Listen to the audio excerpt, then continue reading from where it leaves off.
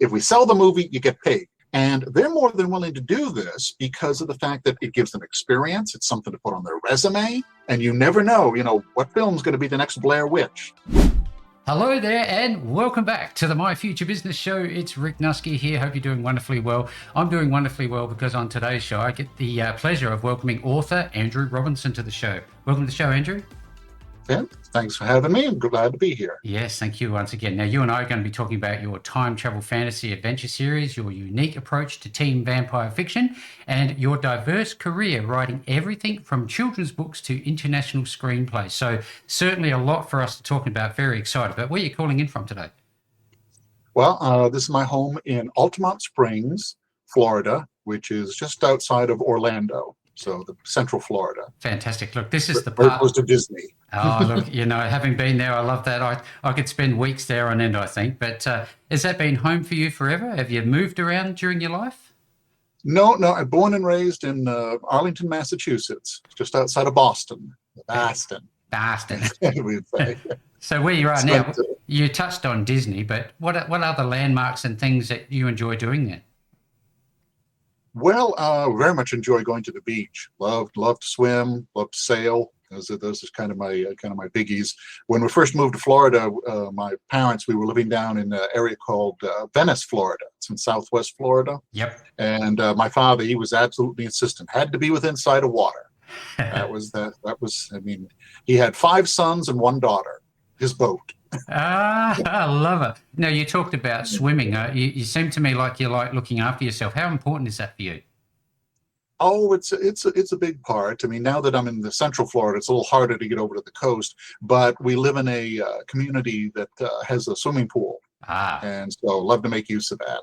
Get out there and exercise and get in the water. And when I was a kid, we spent summers on Martha's Vineyard Island. We had a little cottage there. This was back in the 60s and 70s. Mm-hmm. And I got to watch the movie Jaws being made, in fact. I was going to ask you about that. That must have been very nearby. What a film. Oh, yeah. Yep. Watch the whole thing. All those scenes where they're on the Orca and they're supposed to be miles from land, way out in the middle of the ocean. Yes. They were about 100 yards off of State Beach. No way. where all the beach scenes were shot, and the bridge, they call it the Jaws Bridge now. Yep. Back then, we called it Second Bridge, and we used to jump from it. Now, correct. But yeah, we stood there on the beach and just watched the Orca go back and forth and back and forth, day after day. I love it. It seems to me that you've got a Jaws poster behind you. Would that be correct? Yes, that's true. It's right back there. My brother David, he's a big into movie memorabilia. Got that for me back when the film first came out. So I framed it and keep it hung on my wall. You want to keep that one, that's for sure and certain. Now, you talked about childhood memories, but during your time as life has gone by, who have you met along the way that maybe have influenced your decision to become a writer? Has there been any influential people? Well, I wouldn't say that they're people I've met. It's more people I probably either heard about, read about. For example, when I was reading the works of Rowling, the Harry Potter books, and enjoyed them immensely. My daughter, oh my God, she just devoured those. And I enjoyed them very much. But I looked at those and thought to myself, geez, you know what? I mean, yeah, Hermione is a strong character, but she's not a very proactive character. She's the one who's saying, don't go in the woods and don't do this and don't do that. The pessimist. Yeah, and I'm like, why can't she be more forceful? So that inspired me to write my first children's book, and it was called Lexa and the Gordian Maze of Terra. And that was published back in, I think, about 2007. From a company called Ameripress. Sadly, they've gone out of business since then, and so the rights have reverted to me, and I'm looking for another publisher. But they published the first 2 books in the series, and so that was wonderful for me. And it was, again, this girl named Lexa, derived from my daughter's name, Alexa. Fantastic. In fact, all the names in the first book were all derived from family names. So, Greg became Greg, and that so forth and so on. Yeah. And but it's a sci-fi action story. I call it a kind of a cross between Wizard of Oz and Star Wars, because it's this little girl going on a journey, and all she wants to do is get home and she's constantly being thwarted by, well, the circumstances around her. And it's and very it's set in the distant future, and so I was able to have fun with kind of their take on our era, history, where the things have gotten a little twisted over time. So little touch of Douglas Adams in there, I love it. just so I the love adults it. would have funny stuff to read. You know what? As soon as you started talking about your books, you lit up like a candle. It was just amazing. This is clearly something you're very passionate about. Now, there'll be a lot of aspiring authors on the show. There always is. I've got a very special place in my heart as an author myself. And I think to myself, what does your day look like? And when do you get that, that inspiration, let's call it, to pick up the pen or start striking that keyboard to get some words on the paper? Well, in my case, I guess I could say I'm kind of lucky in that I'm on what they now call the neurodivergent spectrum. Mm-hmm. Back in the day, you just said you had autism. Yep. And I actually discovered this when I was an adult. I had been diagnosed as a child, but my father refused any sort of therapy or treatment or anything, because he was like, I'm not going to have the neighbors find out, the disgrace to the family type thing. This was the 60s. Yeah, of course. This was the 60s, and the minute you said anything like that, it's like retarded, mentally deficient, special ed. It's like, no, it wasn't the case. We've come a long way. But yes, we have. But what it has helped me is that, I'm able to juggle an awful lot of balls in the air at one time.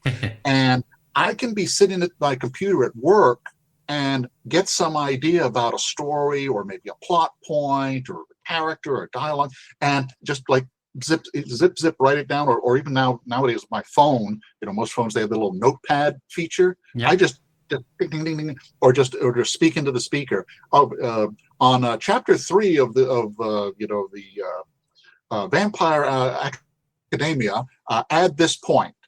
Boom. And I email that note to myself, and I'm done. Yeah, I love it. And I have friends in the writing community here. They're like, how can you do that? When I'm writing, I have to sit down. I have to clear my mind and focus. And, I have to have several hours to just devote to that. And it's like, no, it's just the way my brain's wired. It's like, I can jump from, civil engineering. I'm designing a residential development of 300 lots. And then, here's a great idea for what happens to Rosemary in chapter 7. So I wonder, where do you get your inspiration from? You touched on a couple of movies before, but you've talked about family, you've talked about movies. Do you get inspiration from your local environment? Well, yeah, from all types of areas. I started working on outlining a children's book. It's called Sarah Bloodspurt, the Backwards Vampire. And I got the idea, the inspiration came to me from seeing a movie where there was this little boy standing in a field, and he was had his eyes closed and his head up, and he was soaking up the sun. And it was just, he could see he was just enjoying it. And it suddenly flashed into my head, what if he smiled and you saw fangs? Oh. I'd be like, a vampire out in the sun? That doesn't make sense. Perfect. That was the start of that story. I love it. On the other hand, I saw the movie Coraline, based on the children's book. Mm-hmm. Very delightful stop motion movie. But watching it, I thought to myself, geez, why does the Bedlam, the other mother, why does she let Coraline get away? That doesn't make sense to me. What if she had a reason to let her go? Bing, story idea. And out of that grew another children's book I wrote called Dragon Speak. Drew, the boy who talked to dragons, and wrote that one. And again, and at that one, actually, I submitted it to a local literary contest, Royal Palm Literary Award, and came in second. Wow. The year it was submitted, and yet still haven't gotten a publisher for it. You will for sure and certain. But, I wonder, I always think about, we grow up and we become adults, we act like adults. It seems to me like it would be a strong release, I guess, a return to childhood for you when you're writing. Is that the sort of sensation that you get from telling people stories? Yes. Well, in particular with some of these stories, like in the case of Dragon Speak, I mean, I drew on a lot of events from my own childhood to incorporate into the story, and then just kind of like, well, I went off and I did this, but the character Drew in the book, well, he's going to go off and do the exact same thing, and then he's going to meet Captain Paul, the submarine commander. A little different. It's like back on Martha's Vineyard, when I was a kid, the Navy used to send one of their submarines over for the 4th of July, and you could go take tours of it.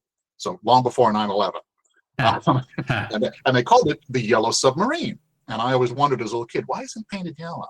But we would go out and we could tour the submarine. So when I was writing Dragonspeak, I thought of, let's see, Drew is water walking across the Sea of Tears. So what should he encounter? And I thought of the submarine. I love how you're linking it all together. It's so fantastic. You've talked about Dragonspeak. Andrew, let's talk about what inspired you to write the time travel fantasy series that was similar to Outlander. Yes, well, it was actually I had never heard of Outlander, but I saw I got on my television, we had a free season of some cable service that had Outlander on it, and so I watched it. I was curious about it, and while I enjoyed it, once again, the writer in me, I'm like, well, wait a minute, that time travel mechanism doesn't make sense to me. She goes to this circle, like, a little kind of mini Stonehenge in Scotland, and she touches a stone and boom, she goes back in time. That doesn't make sense. Now, of course, I hadn't read the books. So later I learned, it's a little more complicated than that. The TV show, they kind of, strip it down. You're getting the Cliff Notes, version, you might say. And then the other thing was that in the season that I watched, the two main characters, their big goal is to try and prevent the Jacobite rebellion. Now, I'll be honest, I'm quite the historian, but I had no clue what they were talking about. I had to go online and research this, and I was like, Bonnie Prince Charlie, the clans, okay, now I understand. And so as I'm watching these episodes, I realized, geez, guys, you're doing this all wrong. You're putting so much emphasis on them trying to prevent this rebellion, and they're going to fail. We know they're going to fail. When you're faced with a situation like that, you don't focus on the key event. It's like the example I love to give is the book and movie The Day of the Jackal. Mm-hmm. Now, if you're not familiar with that, the story is an assassin going to kill President de Gaulle of France. Well, when the book and the movie came out, he was very much alive. So the audience goes in knowing the assassin's not going to do it. He's going to fail, Yeah. So yet the book and the movie are both incredibly compelling. Yep. Why? Because they focus on the cat and mouse game between the assassin and the authorities.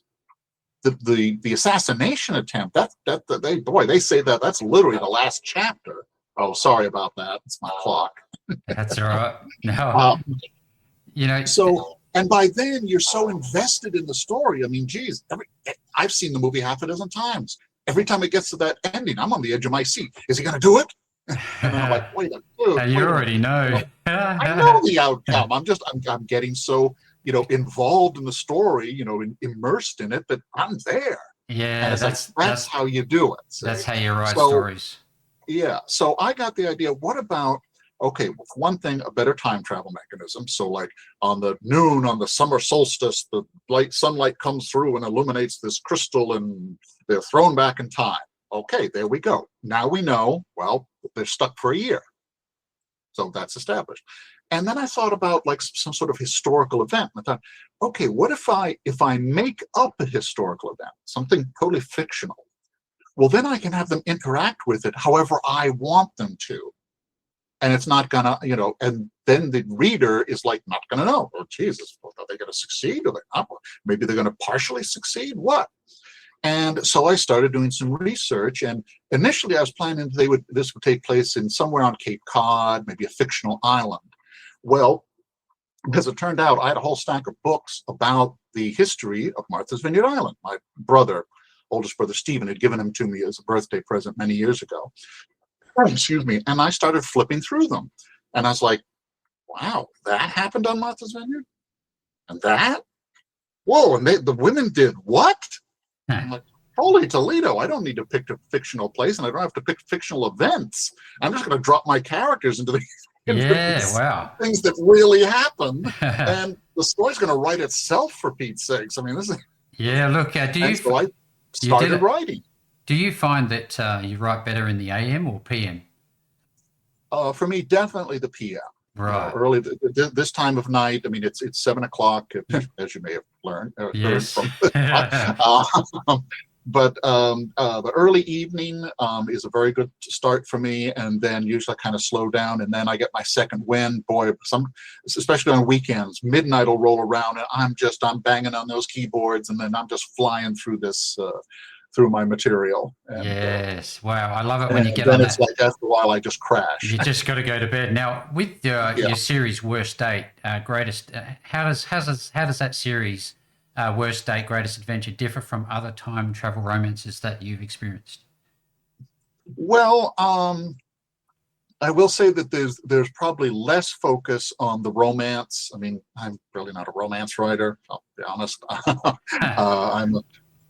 I've tried to incorporate more of more action and adventure, and also more immersion into the colonial America of Martha's Vineyard, of that era. Yeah. I mean, I researched very heavily, like, the communities, the towns that existed, the social structure. I mean, even the slang they used, and made the decision. For example, I threw in this.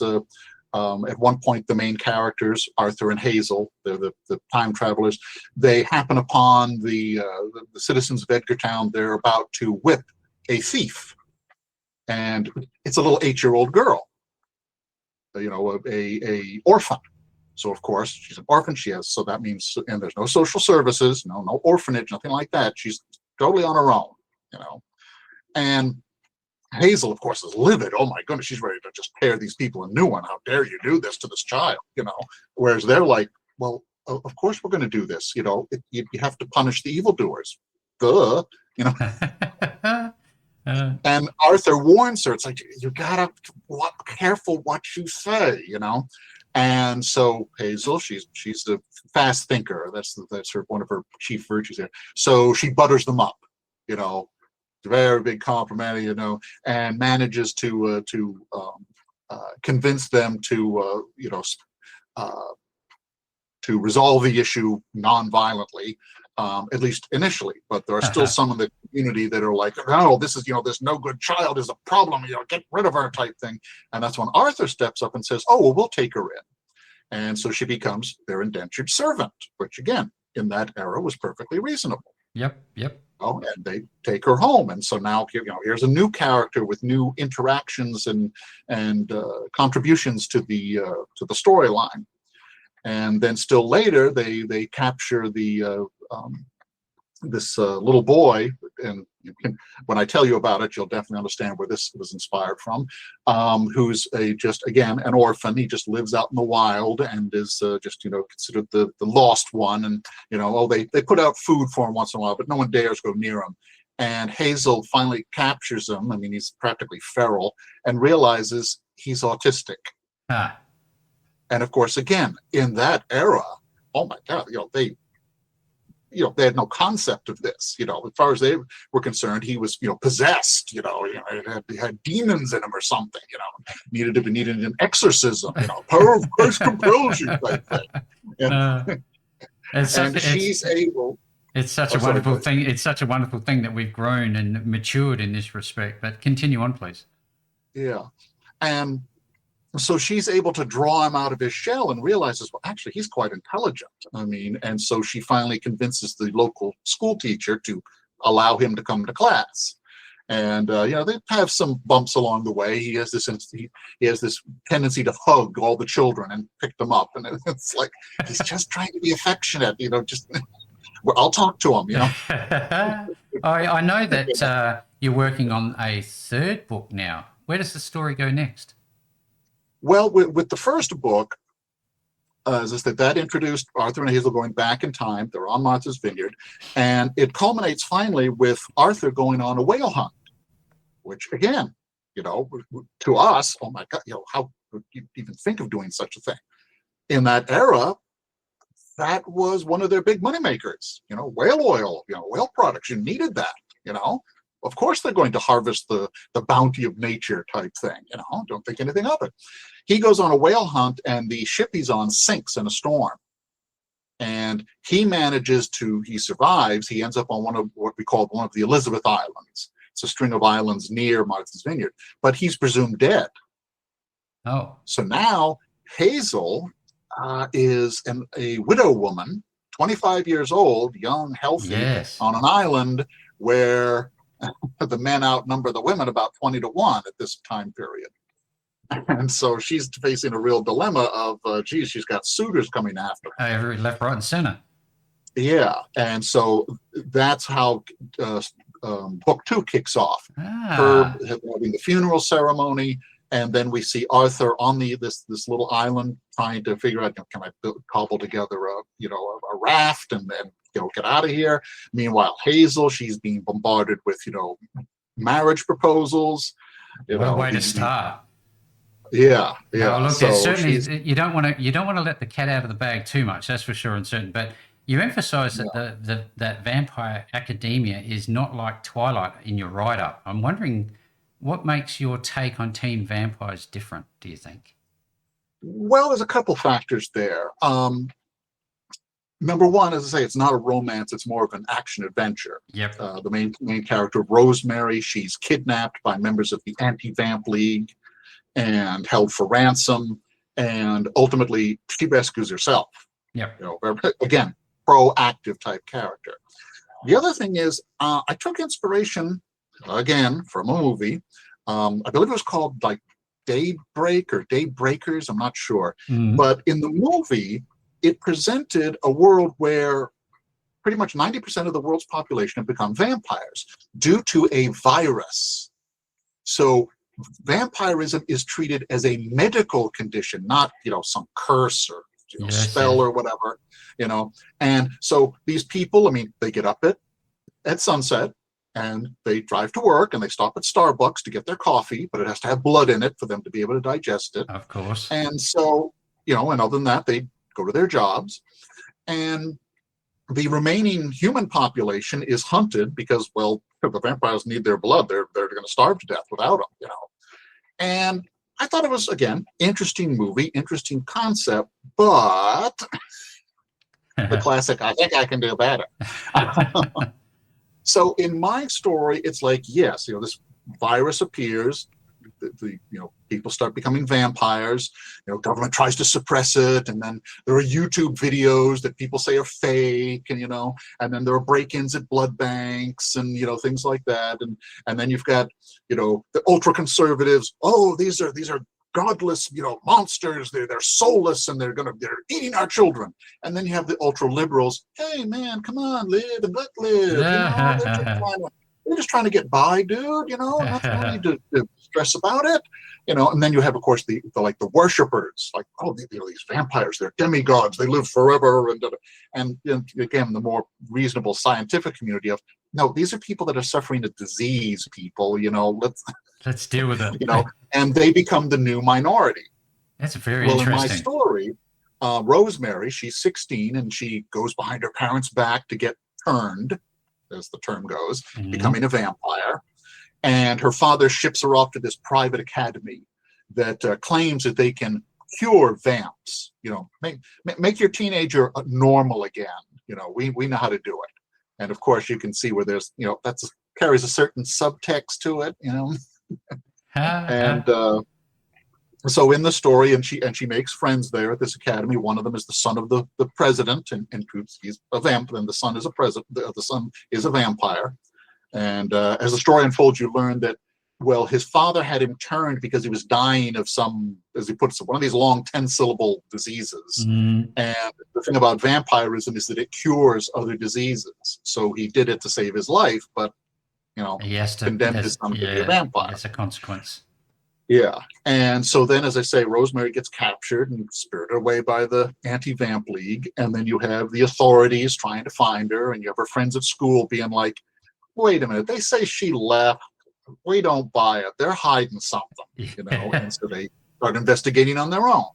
And, it culminates with the authorities and the kids kind of following different leads and ending up in, essentially the same place, just as Rosemary, as I say, rescues herself. And I tell you, there's lots of what I take from your storytelling is there's lots and lots of layers. And I know that we opened up the conversation, Andrew, talking about publishers and that. But tell us about your upcoming murder mystery with the London-based publisher. Is that still a thing? Is that happening?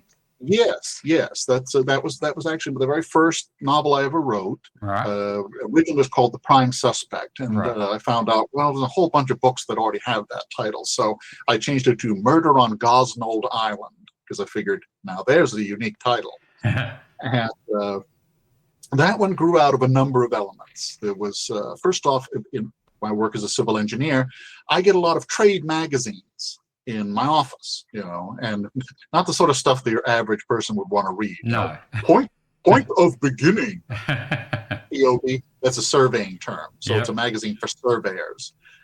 It's like if you ever have insomnia, read that. Read Put you that. out in 5 minutes. But as all trade magazines do, they talk about the latest technological developments.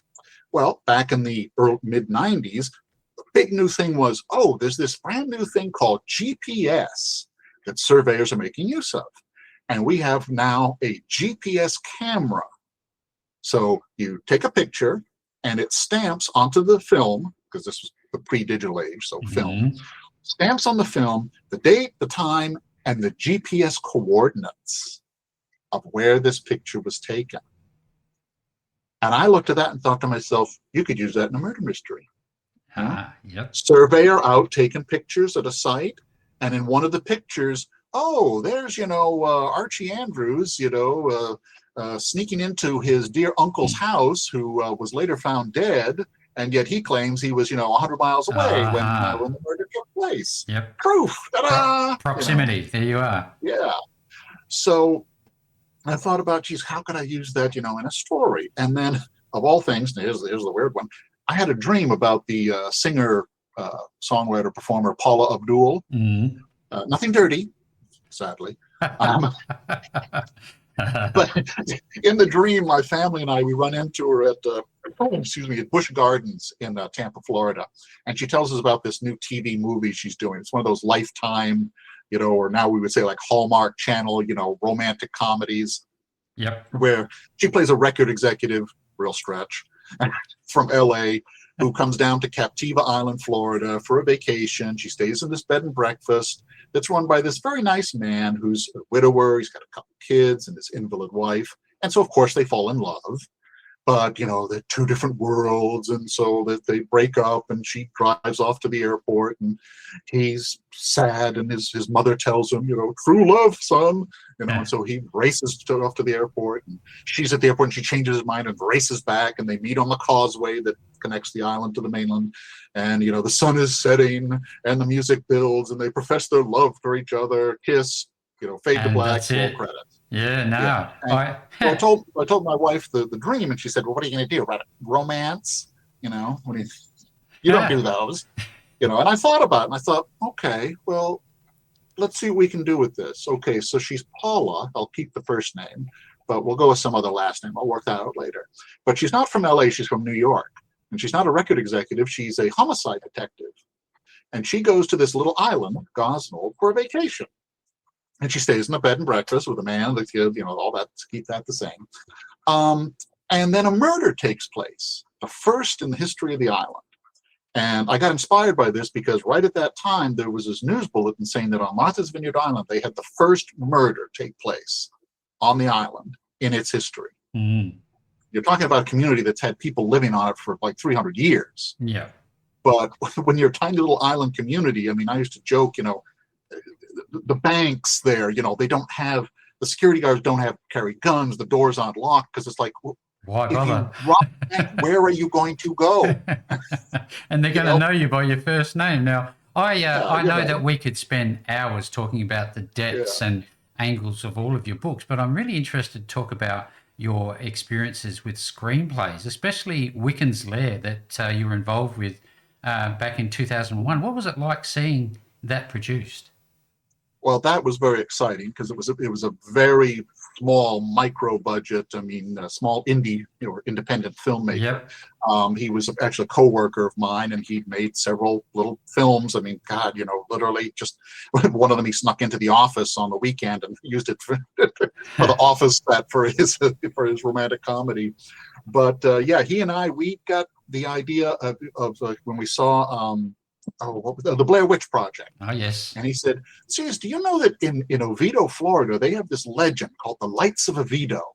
And, there's supposed to be the spirits out there." And of course, what it really was swamp gases. But, back in the 1800s, people didn't know that. They'd see these, white lights, moving through the swamps. They, oh my goodness, it's ghosts. And Yep. he said, well, that's a real local legend. Let's build on that. Let's create a story and da da da da da. And so it's like, so I did some research into like the Wicca, and their belief system and everything, because I wanted the story to follow the beliefs rather than altering the beliefs to fit our story. Yeah. You see that way too often in stories. So we built this story, and then we got a producer. It's actually my mother. And advertised. And here in Orlando, let's face it, there is a tremendous just body of actors, writers, producers, production assistants, and a lot of them will take projects like this, where it's what they call deferred payment. If we sell the movie, you get paid, but Yep. you don't get anything up front. And they're more than willing to do this because of the fact that it gives them experience. It's something to put on their resume, and you never know, what's film's going to be the next Blair Witch, that makes hundred something $1 million. Yeah, you never know. So we got just a wonderful cast and crew, and I mean, again, my wife, she made a lot of the special effects. We wanted to have the demon rip somebody open and like eat their heart, and I'm like, well, As you do. how are we going to do that? Well, my wife used a red velvet cake mix I love it. and shaped it into the shape of a heart, and then at the time for filming, we had a metal bowl next to the body. I played the dead body, and in the bowl was another red velvet cake mix, just the mix. Yep. So the actor was able to take the heart, dunk it in that, and then he lifts it up. And from the way that camera was angled, it looked like he was taking it up out of my chest. Here's this heart all dripping with blood, and then he devours it. Oh, no. And then for my intestines, we used children's pantyhose and stuffed them with like chickpeas and spaghetti and all kinds of stuff. And then my wife scratched the pantyhose with a utility knife, so that the actor, when he bit it, it would tear, apart. and the intestines exploded with all just the blood. That sounds like it would have been so much fun. Now, are you still involved with the Florida's Writing Association, and how has that influenced your work, do you think? Yeah, the Florida Writers Association, FWA. It's a nonprofit group statewide. Mhm. I've been with them, God, boy, 20-something years now. I mean, when we started out, boy, our writers conference, we have a writers conference every October. We have a little gift shop bookstore where we would sell the books of the members. And when we started out there, we had like 40 titles. Last time I ran the bookstore, we had like 200 titles. Oh, wow. And it's wonderful because it's, number one, there's the networking. You meet people. I'm at the first conference I went to, I met this woman. She worked at Disney, and she told me about, hey, there's this website where they post writing jobs. You ought to check it out. Here's the website address. And so I started checking it out. And one day there was a post there. Amira Press is trying to expand beyond romance and stories into children's literature and sci-fi. If you're an author, go ahead and send us your book. No agent needed. And I said, well, geez, I got the Lexa book. I sent that in. They loved it. They published it. Yes. And I was like, wow, and made almost $200 in royalties on that. Yeah, well, look, what do they say? Small hinges swing big doors. So it sounds like you've had a lot of success in both authorship and screenplays and all those types of things. But what would you say to somebody who is wanting to break into screenplay and writing? What's the first thing you do? Do you find an association? Well, no, not really. I find a story I want to tell. Yeah. And come up with that to start with. And as I say, over the years, like, I mean, a perfect example is, of course, the Lights of Oviedo, which it got renamed Wiccan's Lair because we realized outside of Central Florida, nobody knows how to pronounce Oviedo. They kept calling it. 20th Century Fox rep called it Ovidio. There you go. But and it was interesting when we submitted it to them for distribution. They rejected it, but in their rejection letter, they said they called it engrossing and well made. Oh, there you go. And I was like, man, that's just about the best rejection letter I think I ever got. I'm keeping that puppy. Oh, I tell you, as we go ahead.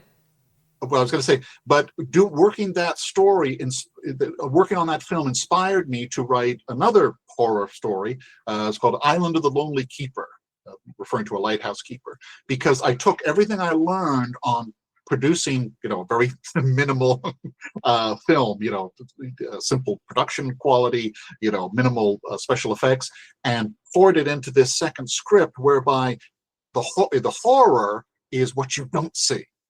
It's all suggested. It's shadows. It's the movement. Inference. Yes. I mean, like that's what Spielberg did with Jaws, because you may not know that the shark was supposed to make a lot more appearances than it did. It didn't make many, did it? Malfunctioning.